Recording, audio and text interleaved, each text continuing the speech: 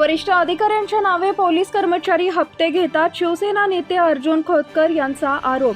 जालन्यातून दररोज 500 ट्रकांद्वारे अवैध मालाची वाहतूक. खोतकर.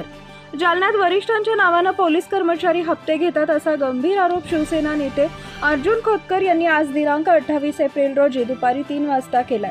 स्थानिक गुन्हे शाखेनं अवैध गुटख्यांचा कंटेनर पकडला, मात्र गुटखा मालकावर गुन्हा दाखल केला नाही.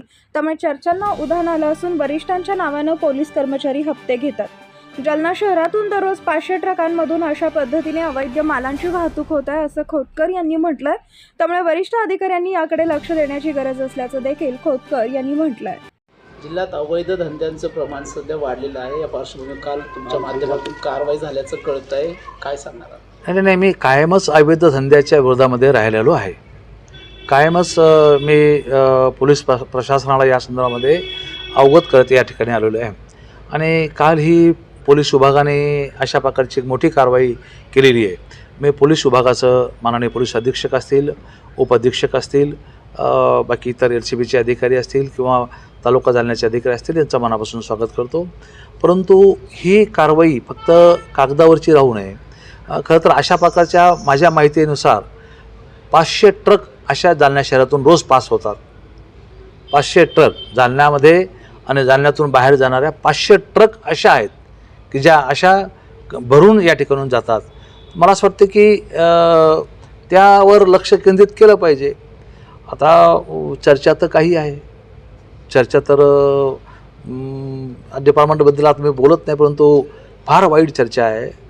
ज्या वरिष्ठ पातळीवरच्या अधिकाऱ्यांच्या नावावरती हप्ते घेतल्या जातात, मी अत्यंत जबाबदारीने सांगतो, ते वरिष्ठ अधिकारी हप्ते घेत नाहीत, परंतु त्यांच्या नावावर सुद्धा काही अधिकारी, खालचे अधिकारी हप्ते जमा करतात. गुटख्याच्या नावाखाली हप्ते जमा करतात, नंबर 2च्या मटक्याच्या नावाखाली हप्ते जमा करतात. आणि त्यांना खरं तर त्यांना बिचाऱ्यांना कल्पना नाही वरिष्ठ अधिकाऱ्यांना, परंतु आजही त्यांच्या नावावरती हप्ते जमा केले जातात. याचे पुरावे तुम्हाला मी देऊ शकतो. आणि त्यांच्या नावाने हे पैसे घेतले जातात. हे वरिष्ठ अधिकाऱ्यांनी थोडंसं लक्षात घ्यावं त्यांच्या नावाने काय चालू आहे.